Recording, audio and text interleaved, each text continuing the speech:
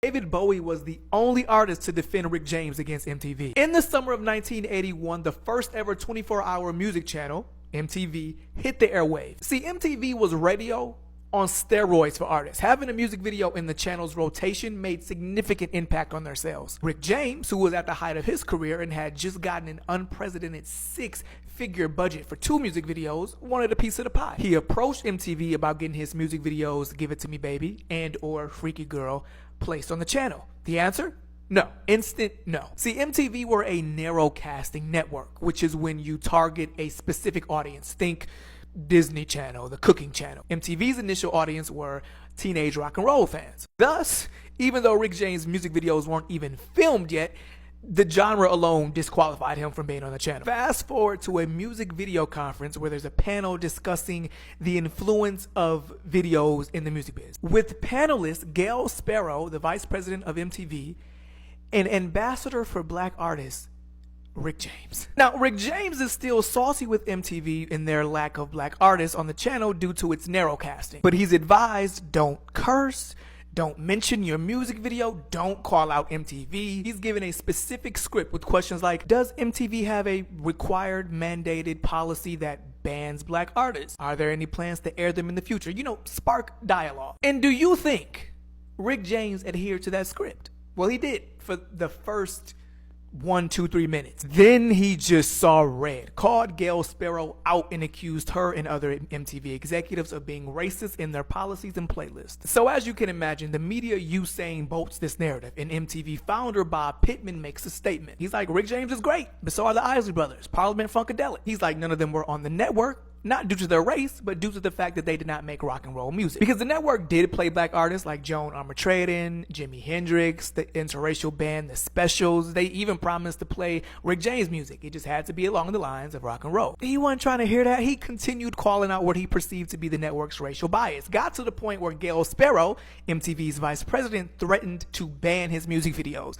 And if you think he let up, you know nothing about Rick James. Got to the point where he got the permanent blackball from the channel. And that actually has a plot twist. Stick with me, I'm gonna get to it. But before we get to that, Rick James didn't place all the blame on MTV. He also lamented about black artists who shared his perspective in private, but when it was time to make a public statement, they went into hiding, fearful that they'd lose their potential of one day being on the channel. He accused these black artists of letting him be the sacrificial lamb that they would reap the benefits from. And just when it was looking like there was no one publicly standing with Rick James, my boy David Bowie came through. And you have to understand, Bowie was one of those beneficiaries I mentioned earlier who had songs catapult due to being in constant MTV rotation. Still, he used MTV's platform to call out the network's racial discrepancy during a 1982 interview. It occurred to me, having watched MTV over the last few months, that it's a solid enterprise and it's got a lot going for it. I'm just floored by the fact that there's so few black artists featured on it. Why is that? Mark Goodman, the interviewer, was thrown, but he tried to fit in the network, pointed out how they had started playing artists like Hall & Oates, ABC, not your traditional rock artists. Teens were complaining about that, according to him. One lady off camera mentioned how MTV was a cable network and cable wasn't yet wired in urban neighborhoods. I mean, they were pulling answers out they asked to keep their job. David wasn't buying none of it. Companies thinking in terms of narrow casting. That's evident. It's evident in the fact that the only few black artists that one does see are on about 2:30 in the morning or to around 6. Very few are featured predominantly during the day. No, that's a... I'll say that over the last couple of weeks these things have been changing, but it's a slow process. There seem to be a lot of black artists making very good videos that I'm surprised aren't used on MTV.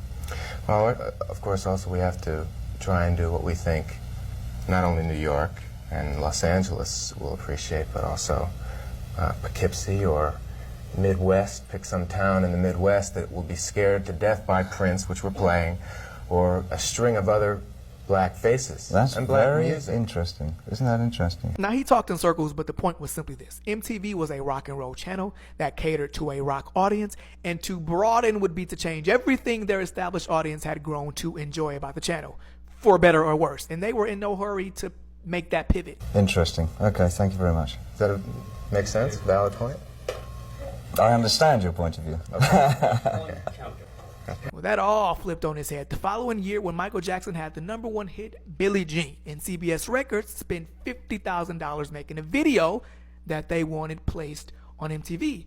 But on theme, MTV refused. CBS Records president told them, listen, we spent all this money on this music video. If you don't play it, not only will we pull all our product off the air and not give you any more music videos for our other artists, I'm going to go public and tell the world that you don't want to play music by a black artist. Remember now, MTV is still in the infancy stage of its network. It's only, a couple years old, not even financially stable yet.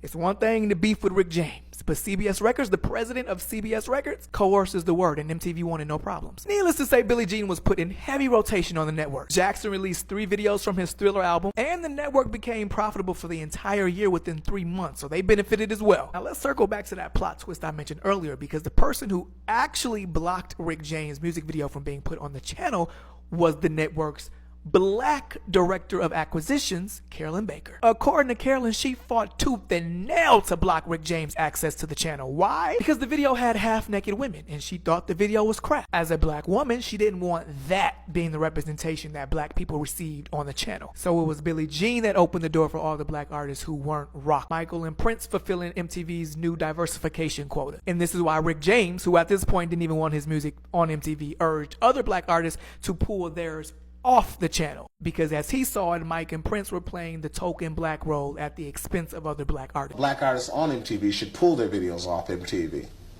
If they were to play Rick James without adding all the other videos with all the other black artists on there, I wouldn't want my videos on MTV, because I'm not going to be a token for nobody.